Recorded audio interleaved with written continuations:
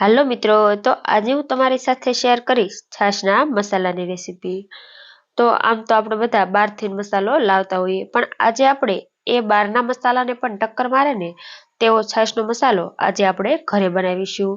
તો મસાલો છે તે બિલકુલ ઓછા સમયમાં અને બિલકુલ ઓછા ખર્ચમાં બનીને તૈયાર થશે મિત્રો। અને તમે આ મસાલો એકવાર બનાવી તમે તેને આખા વર્ષ માટે સ્ટોર કરી શકો। અને આ મસાલો છે તે એક મસાલો બનાવી તમે તેના અનેક ઉપયોગમાં લઈ શકો। તો અહીં આપણે છાશનો મસાલો બનાવવા મેં આ રીતે એક મોટી પૂળી ફુદીનાની લઈ આ રીતે તેના પાનને તોડીને અલગ કરી લીધા છે। તો હવે આપણે આ ફુદીનાના પાનને પંખા નીચે આપણે તેને 3 થી 4 દિવસ માટે સુકાવા દઈશું। અને 3 થી 4 દિવસ સુકાઈ જાય એટલે માત્ર અડધી કલાક માટે આપણે તેને તડકે મૂકીશું, જેથી તે એકદમ સરસ ક્રિસ્પી થઈ જશે મિત્રો। તો અહીં આપણે ફુદીનાના પાનને સુકાતા કુલ 4 દિવસ જેટલો સમય થયો છે અને અહીં આપણો ફુદીનો એકદમ સરસ ક્રિસ્પી થઈ ગયો છે। અને છાશનો મસાલો બનાવવા માટે આપણે બીજી બધી જ વસ્તુ છે તેને રેડી કરી લીધી છે। તો આપણે એક વાટકો જીરું લીધું છે, તેની સાથે એક વાટકો ભરી આપણે ફુદીનાના પાન, તેની સાથે એક વાટકો આપણે આખા ધાણા લીધા છે અને થોડા તજના ટુકડા, લવિંગ, કાળા મરી અને 2 મોટી ચમચી જેટલા અજમા અને 2 મોટી ચમચી જેટલી આપણે વરિયાળી લીધી છે। તો હવે આપણે આ બધી જ વસ્તુને આ રીતે એક પેનમાં ઉમેરી દઈશું। અહીં આપણે પોણો વાટકા જેટલું આપણે જીરું લીધું છે, તેની સામે એક આખો વાટકો ભરી આપણે આખા ધાણા લઈ લીધા છે। તેની સાથે અહીં આપણે 2 મોટી ચમચી જેટલા કાળા મરી એડ કરવાના છે, સાથે થોડા તજના ટુકડા અને 1 મોટી ચમચી જેટલા આપણે અહીં આખા લવિંગ એડ કરવાના છે, જેથી આપણા મસાલાનો ટેસ્ટ છે તે એકદમ આપણે જેવો બહારનો મસાલો લાવીએ મિત્રો એવો જ બનીને તૈયાર થાય। ત્યારબાદ 2 મોટી ચમચી જેટલી અહીં આપણે વરિયાળી એડ કરવાની છે। અને હવે આપણે બધી જ વસ્તુને મીડિયમ ટુ સ્લો સાઈડ ગેસની ફ્લેમ રાખી આપણે એકદમ સરસ ક્રિસ્પી થાય ત્યાં સુધી શેકી લઈશું। તો આ બધી વસ્તુ મિત્રો શેકાઈ જાય ત્યારબાદ જ આપણે તેની અંદર અજમા એડ કરવાના છે, નહીંતર અજમા છે તે જલ્દીથી બળી જશે। તો આ બધી વસ્તુને શેકાતા કુલ 3 થી 4 મિનિટ જેટલો સમય લાગશે મિત્રો। તો તમે આ મસાલો બનાવી તેના અનેક ઉપયોગમાં લઈ શકો છો, જેમ કે જીરા મસાલા સોડા બનાવવામાં પણ આ મસાલાનો ઉપયોગ કરી શકાય। ત્યારબાદ ફ્રૂટ ડીશ બનાવવામાં કે પછી ચાટ મસાલા તરીકે પણ તમે આ મસાલાનો ઉપયોગ કરી શકો છો મિત્રો। ઢોકળાનો મસાલો કે પછી લોચાનો મસાલો પણ તમે આ મસાલામાંથી જ બનાવીને તૈયાર કરી શકો। તમે આ મસાલામાં થોડું એવું લાલ મરચું પાવડર મિક્સ કરી મિત્રો તમે તેને લોચો મસાલો કે પછી ઢોકળાનો મસાલો પણ તમે બનાવીને રેડી કરી શકો। અને આ મસાલો મિત્રો તમે બનાવીને કોઈ પણ એરટાઇટ બોટલમાં ભરી તમે તેને આખા વર્ષ સુધી સ્ટોર પણ કરી શકો છો। તેને તમારે ફ્રીજમાં મૂકવાની પણ જરૂર નહીં પડે, આ મસાલો આમનામ જ 12 મહિના સુધી સારો રહેશે। તો હવે આ બધી જ વસ્તુને શેકાતા કુલ 4 મિનિટ જેટલો સમય થઈ ગયો છે અને અહીં તમે જોઈ શકો પહેલા કરતાં આ રીતે હલકો એવો તેનો કલર પણ ચેન્જ થઈ ગયો છે અને આપણે આ બધી જ વસ્તુ છે તે એકદમ સરસ ક્રિસ્પી થઈ ગઈ છે। તો આપણે આ રીતે બધી વસ્તુને એકદમ સરસ ક્રિસ્પી કરવી ખૂબ જ જરૂરી છે મિત્રો।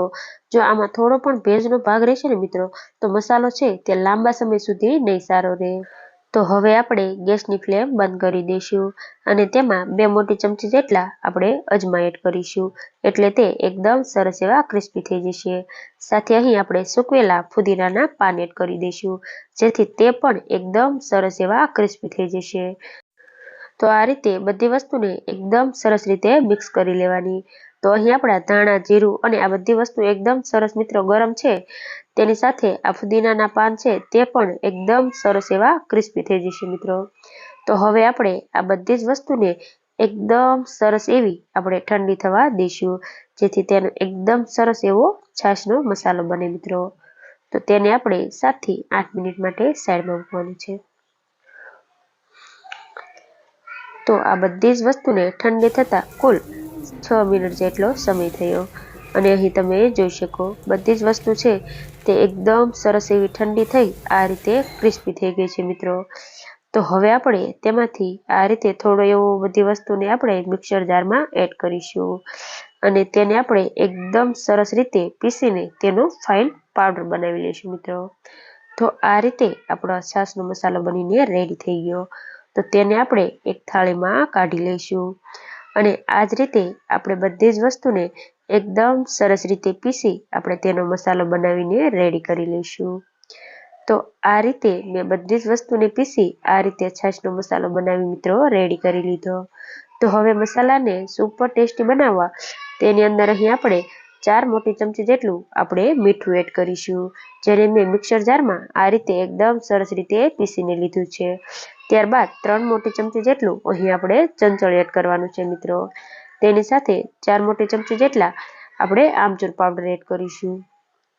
ત્યારબાદ હવે આપણે તેની અંદર એક 5 વાળું પેકેટ આપણે જલજીરાનું એડ કરવાનું છે, જેથી આ છાશનો મસાલો છે તે એકદમ સરસ બહાર જેવો જ મિત્રો બનીને તૈયાર થાય। તો હવે આપણે આ બધી જ વસ્તુને એકદમ સરસ રીતે આપણે મિક્સ કરી લઈશું। તો અહીં તમને જે રીતે ખારો મોળો મસાલો ગમે એ રીતે તમારે મીઠું અને સંચળનું માપ છે તે વધારે કે ઓછું કરી દેવાનું અને અહીં તમે આમચૂર પાવડરની જગ્યાએ તમે ચાટ મસાલાનો પણ ઉપયોગ કરી શકો। તો આ રીતે બધું જ વસ્તુ એકદમ સરસ રીતે મિત્રો મિક્સ થઈ જાય એટલે હવે આપણે આ મસાલાને ચાળી લેવાનો છે, જેથી તેમાં કોઈ પણ આખું ધાણા કે જીરું એવું કંઈ રહી ગયું હોય મિત્રો તો તે તેમાંથી દૂર થઈ જશે। તો આ છાશના મસાલાના ઘણા બધા ફાયદાઓ પણ છે મિત્રો। તો ઘણીવાર લોકોને કેવું થતું હોય કે જમ્યા પછી ગેસ કે એસિડિટીની પ્રોબ્લેમ થતી હોય છે, તો તમે આ મસાલામાંથી જો મસાલા છાશ બનાવીને મિત્રો પીશો ને તો તમને તેમાં પણ ઘણી બધી રાહત મળશે। તો હોટેલમાં જે આપણે મસાલા છાશ મિત્રો પીતા હોય ને તે આ જ મસાલામાંથી બનાવવામાં આવતી હોય છે। તો આપણે બહારથી મસાલો લાવીએ મિત્રો એના કરતાં જો ઘરે જ આ રીતે મસાલો મિત્રો બનાવીને રેડી કરી લઈએ ને તો આ મસાલો છે તે તમે હોટલના મસાલાને પણ ભૂલી જાવ ને એટલો સરસ ટેસ્ટી બનીને તૈયાર થશે। તો અહીં આપણે બધા જ મસાલાને ચાળીને રેડી કરી લીધો અને જે આ થોડો એવો મિત્રો પાવડર વધ્યો ને તેને તમે શાકમાં કે દાળમાં તેનો ઉપયોગ કરી શકો। તો હવે આપણે આ બધો જ મસાલો એકદમ સરસ બનીને રેડી થઈ ગયો છે। તો તમે આ રેડી થયેલા મસાલાને કોઈ પણ એક એરટાઇટ બોટલ ભરી તમે તેને 12 મહિના સુધી સ્ટોર કરી શકો છો। તો તમને મારી આજની આ રેસીપી કેવી લાગી મને કમેન્ટમાં જરૂરથી જણાવજો અને જો રેસીપી પસંદ આવી હોય તો વિડીયોને લાઇક કરજો, શેર કરજો અને ચેનલને હજી સુધી સબસ્ક્રાઈબ ન કરી હોય તો ચેનલને સબસ્ક્રાઈબ કરી લેજો અને આવી જ નવી નવી રેસીપીઓના વિડીયો જોવા માટે બાજુમાં આપેલા બેલ આઇકન પર ક્લિક કરજો, જેથી તમને મારી નવી આવનારી રેસીપીઓના નોટિફિકેશન સૌથી પહેલા મળે। Thanks for watching.